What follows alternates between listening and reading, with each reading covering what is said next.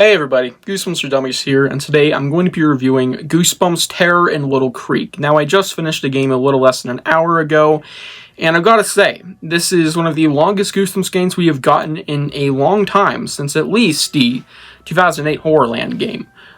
And one of the most higher quality ones, though I have my gripes with it. This definitely has a bigger budget than the past few Goosebumps games we have gotten over the years. Which, mind you, in the past decade, there hasn't actually been a lot. There's been like 4 or 5. This is a interesting comeback. We haven't seen a Goosebumps game in a hot minute, about 4 years. And it's a very welcome return. I think this game is going to be very appealing to fans, but we're going to have to see how I landed on today, because I am a narcissist, and this is my fucking review. Okay, but on a real note, who actually made this game? Game Mill and PHL. Yeah, and if you don't know, Game Mill actually made the 2015 Goosebumps game, not the mobile one, Goosebumps the game, which is a point-and-click adventure that I absolutely love. So, knowing that they were working on this game and had, their mark on it, I was kind of excited to see what they could cook up this time around, since they are huge Goosebumps fans, or at least their team was, or the people who worked on that game. And before I even dive into the plot, there's going to be some big spoilers, and I mean big spoilers. I'm going to be spoiling both endings, the huge reveals of the game, and just generally, basically everything. Please play the game first or watch it on YouTube. Now diving in, what is this game about? Well, it follows a kid named Sloane. She and her friends are uncovering a mystery that is going on in Little Creek, which is their town, which is named after the creek that runs down the middle of it. Ha ha. And the mystery involves a lot of monsters, a lot of reveals, and maybe a hint of revenge. A large hint of revenge. And it might actually tie into an original Goosebumps story. Heavily, too. And there may or may not be a huge twist involving one of our main characters. And yeah, it's a really good game. I said it. I actually quite liked it. Now, I have my gripes with it, and believe me, I do. There's some things I was not a fan of here. I think it's overall a really solid entry to the Goosebumps game saga, and it's probably going to rank a lot higher than the past few games you've gotten. Horror Town, Dead of Night, and all else. So yeah, without further ado, let's get to what I liked about it.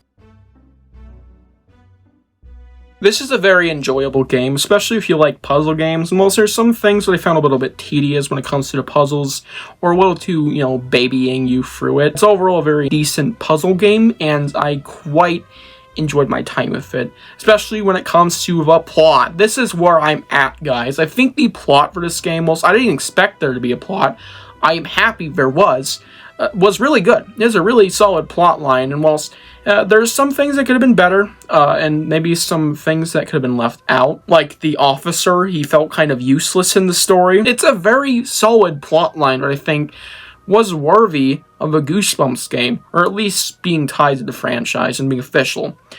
And wouldn't you know it, it's a Girl Who Cried Monster sequel. I am not even kidding. This game is a sequel to the Girl Who Cried Monster. Hidden. It's a hidden sequel. As revealed in the climax, you're the descendants of the Dark family. I don't know if it's rewriting you and you're supposed to be Lucy Dark or whatever her name was from the original book. Your name is Sloane, so I don't know if that's like some weird name change, but either way, it's a really interesting way to continue that story while it's not being made by Stine. Just a really actually solid continuation, because guess what? Mr. Mortman is heavily mentioned in this game throughout it too, and apparently throughout the entire game, we were trying to revive him. Not us, but kind of accidentally at times, reviving him. Never happened, which would have been kind of cool to see Mr. Mortman be the main antagonist hidden away, not even for advertisement, which would have been sick.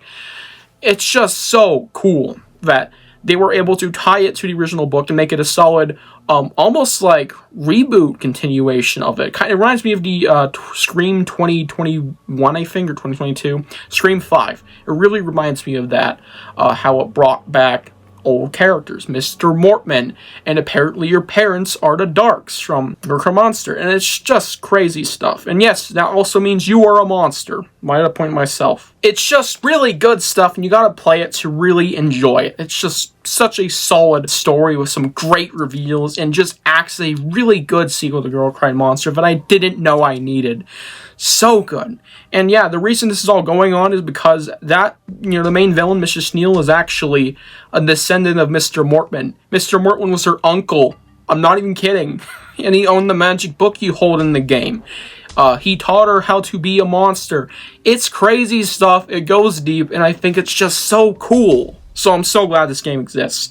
And let alone not just that, there's also some other good story elements. There's a phantom storyline which you can read for notes, which was very dark, melancholic, and moody. And there's a revelation that the phantom is basically just an embodiment of emotions.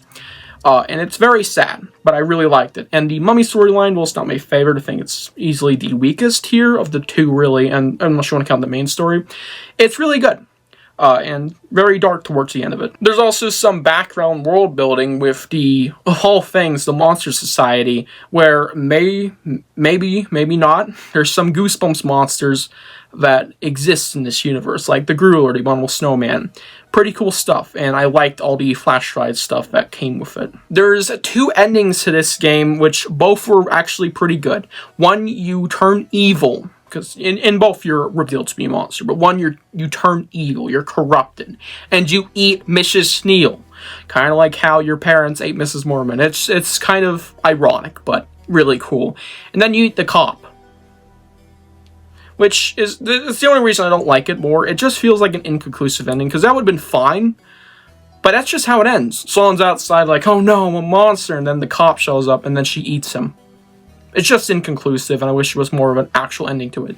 The good ending, which is basically what you expect, they defeat Mrs. Sneal, they stick her monsters on here, and everything's bittersweetly wrapped up. It's concluded that maybe your parents helped you.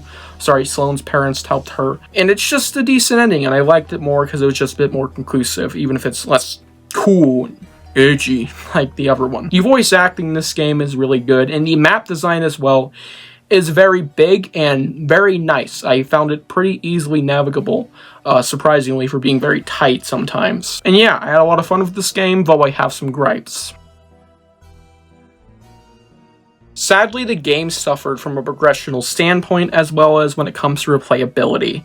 There's not a lot to come back to with this game. It's really just the other ending, which you have to replay the whole game for, too. And for any suggestions, just add after-game content and add save slots and make it so after you beat the final boss, you can actually do stuff. Hopefully that gets, changed in the future. And progressionally, like I said, this suffers really badly. There's some puzzles that just did not need to be there. Whether difficult or not, they just felt unnecessary and really just added really tedious runtime. There's just way too randomly thrown down there puzzles in the mummy section, specifically in the basement when you have to get certain objects for putting the mummy to rest. It's weird. I don't know why we had so many puzzles down there, but they didn't really bother me besides one. And this is where I guess my other thing with progression. Some of them are way too difficult.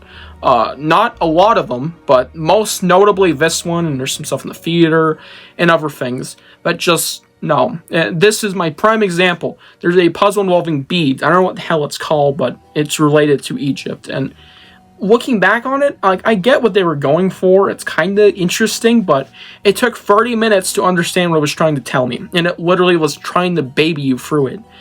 Just cut it at that rate when it's way too hard to actually understand. I even looked at the gameplay video and it seemed to take a lot of time for people to. And then there's when the progression is not obvious enough. I needed to be baby through a few things because it took me way too long to figure out the tedious things. Take the church key and a certain wall I had to walk to apparently to progress. There's a point after the church key segment where you have to move stones, which is easy enough, very easy to figure out. Thankfully, well, decently challenging. I like that stuff. Then you get a rune shape and for your book, so you can cast a spell to open up something. Turns out, I don't know where the hell it was, whatever I was supposed to open up. And it never told you. You had to walk to a corner in the area where you did the stone thing and just cast a spell. There was no indication to go over there. And I was searching the map for 30 minutes trying to find this. That's annoying. Very annoying. I wish there was just a little something that told you to go right there. I know it's baby stuff, but come on, man. 30 minutes to find it? Please, change that. And then before that, literally the puzzle right before, not even a puzzle, you get a key from a gargoyle and it's labeled church key. What are we looking for? A bridge key, because that thing is across the bridge. And even labels it on your taskbar, I believe, that it is a bridge key. The church key is the bridge key. It doesn't even go to the church, which is actually right next to it. I was searching the church for like 30 minutes alone, trying to find out how to get inside it, because it's called church key. I checked multiple times, it is. But it's actually the bridge key as labeled on the taskbar, just not with the right name. How the fuck did this happen? And with horror, I really like the game, but damn, that's stupid. And character animations. This is really the most notable gripe because it's everywhere. There's a lot of cutscenes. These things look like shysta, man. And the character designs, a few of them aren't very good. I think Mr. Sneal could have been better looking. Same with the cop. He looks so... But it's not even that. The animations on everyone did not look good at all. They looked like shit. And I think it's the lack of expression in the face. And it just didn't work well, especially with how they still did idle while they were doing it. And it's just like, what the hell is going on? And yeah, that's really all I have for negatives. So I want to bring up one more thing. The game's price. Wait for it to go down. And it's not worth $50 for the Frightmare and $40 for the standard, I believe. It's at most a $30 game, and I believe it should be a $20 to $25 game, really realistically. And when it goes on sale, at that point, it'd be $15. It is not worth $40, loan $50 for Frightmare just for a character viewer, which was pretty lame. And overall, I give this game an 8 out of 10. Now, I know I was really harsh, but I still really enjoyed my time with it, and I think the story really makes up for it, as well as some of the enjoyable segments of this game that it has to offer. Really check it out if you have the money to spare. If not, watch it on YouTube or wait for it to go on sale, probably in October, since it's spooky month. But no less, decent game, quite good even, but definitely not worth the price. Hope you guys enjoyed this review. Tell me what you think about Goosebumps Terror and Little Creek down below, and I'll see you guys in the next one.